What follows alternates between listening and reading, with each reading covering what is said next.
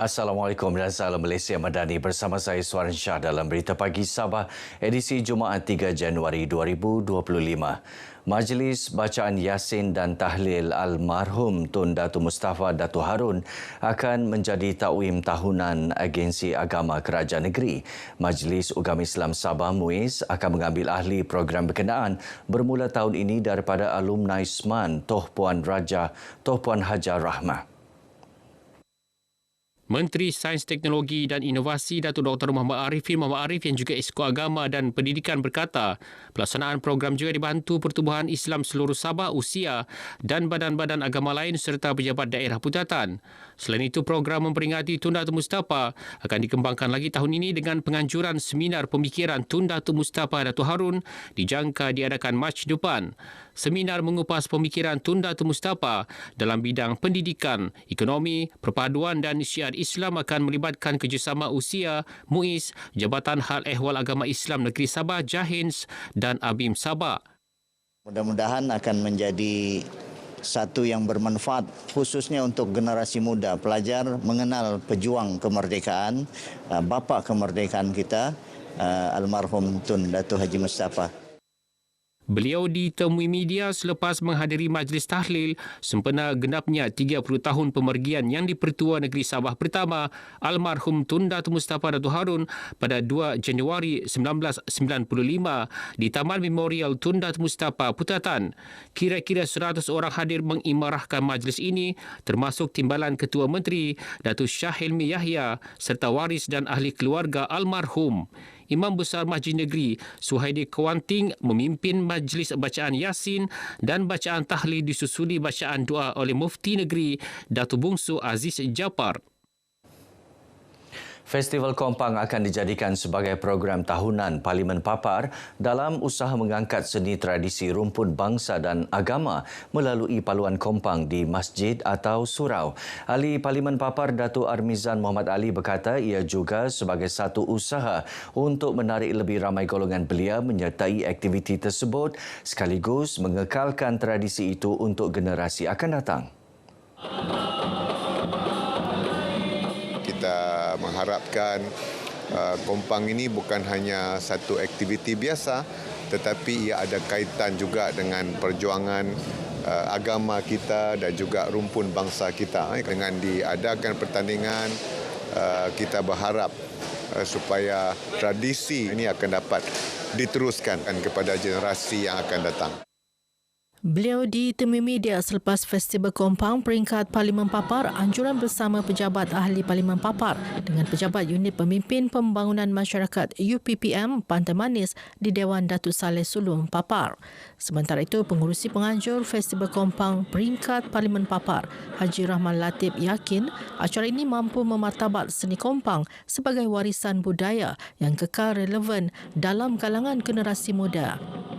Dia cukup meriah dengan kehadiran baik muda, baik tua, perempuan dan juga yang orang lama dan orang baru akan hadir untuk sama-sama menyambut tahun baru bersama dengan pukulan kompang beramai-ramai.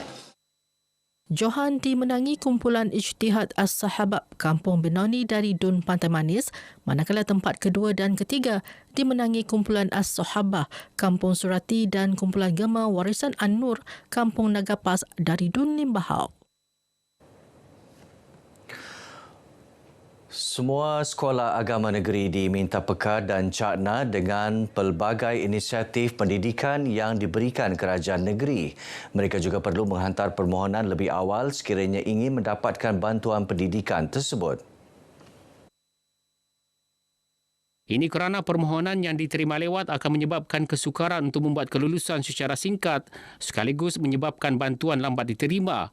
Pembantu Menteri kepada Ketua Menteri Hal Ehwal Islam Datuk Ruslan Muharram berkata, pelbagai bantuan pendidikan diperkenal kerajaan negeri untuk manfaat rakyat.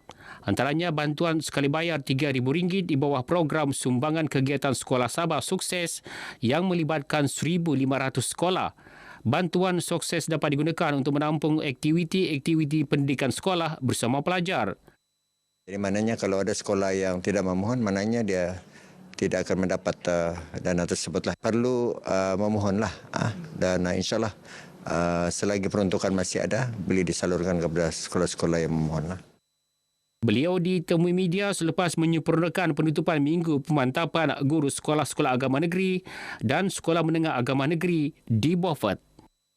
Saya ada bawa 3 inovasi saya. Sejadah gergasi sebenarnya saya baru je hasilkan bulan ini untuk hadiah hari jadi bapa saya sebab bapa saya seorang pesakit stroke. Jadi saya berfikir macam mana saya mau bantu dia untuk solat dia tu sempurna. Jadi saya pun hasilkanlah sejadah gergasi ini. Dia duduk sini, lepas tu dia boleh tengok macam mana panduan solat secara sakit. Bacaan dia boleh ingat. Ada penambahbaikan untuk setiap tahun dengan projek inovasi baru yang diberi pendedahan lah meluas kepada guru-guru yang kami hasilkan. Kami buat ni kami namakan flashcard punch box. Tujuan dia untuk alat istinja. Tajuk untuk tahun 1. Untuk murid-murid tahun 1 ni dia lebih mengenali alat-alat istinja. Mufti Negeri Sabah Datuk Bongso Aziz Jaafar memuji langkah Kerajaan Negeri Terengganu melaksanakan hukuman sebat syariah kepada pesalah khalwat berulang di Masjid Al-Muqtafi Billah Shah. Beliau berkata hukuman itu menjadi pengajaran kepada masyarakat sejajar dengan syarak dan menepati kehendak syariah. Kita ucapkan tahniah kepada pihak berkuasa Terengganu kerana melaksanakan hukuman ini sesuai dengan kehendak syarak supaya falsafah hukum syarak pelaksanaan hukuman ini pengajaran kepada orang lain. Kalau orang Sabah bilang ditapuk-tapuk, disembunyi, orang tak tahu. Jadi tidak akan jadi pengajaran. Datuk Bongso Aziz Jaafar menyatakan demikian kepada media ketika diminta mengulas pelaksanaan hukuman tersebut. Hukuman sebat syariah juga pernah dilaksanakan di Sabah sebelum ini. Pada 27 Disember lalu, sejarah tercipta apabila Muhammad Afendi Awang, 42 tahun, menjadi individu pertama menjalani hukuman sebat terbuka di Terengganu. Wanita UMNO Sabah menyambut baik keputusan Jabatan Kemajuan Masyarakat KEMAS untuk tidak menaikkan yuran Taman Bimbingan Kanak-kanak Tabika dan Taman Asuhan Kanak-kanak Taska tahun ini. Ketua Wanita UMNO Sabah Datuk Noraini Idris berkata usaha tersebut merupakan inisiatif kerajaan bagi membantu meringankan beban rakyat, khususnya golongan kurang berkemampuan. Kita menghargai usaha kerajaan kerana Tadika Kemas ini adalah merupakan pilihan utama ibu bapa untuk menghantar anak-anak mereka mempelajari pendidikan awal persekolahan, ya. Disebabkan Tadika Kemas ini merupakan tadika yang bukan saja dari segi silabus pelajarannya tapi juga dari segi yuran perkhidmatan yang ditawarkan juga amat menarik, berpatutan, bersesuaian dengan berbandingkan dengan tadika swasta. Datuk Noraini ditemui RTM dalam majlis apresiasi kanak-kanak Tabika dan Taska Kemas Dun Kapayan di Dewan Seadau Wisma Muiz, Kota Kinabalu. Beliau yakin Tabika dan Taska menjadi pilihan utama ibu bapa untuk mendapatkan pendidikan awal kanak-kanak. Seramai 254 kanak-kanak Tabika dan Taska Kemas menerima sijil apresiasi dalam majlis ini. Antaranya Taska Kemas IPD Kota Kinabalu, Kampung Tunoh, Kampung Hungab, Kampung Ganang, Kampung Nosob, Kampung Kobusak, Kampung Nagasiba dan Kampung Peringatan. Jabatan Pengurusan Sisa Pepejal Dewan Bandaraya Kota Kinabalu DBKK akan menganjurkan program KK Clean Up Day 11 Januari ini. Program sempena ulang tahun Bandaraya Kota Kinabalu ke-25 itu akan diadakan di Segama Waterfront.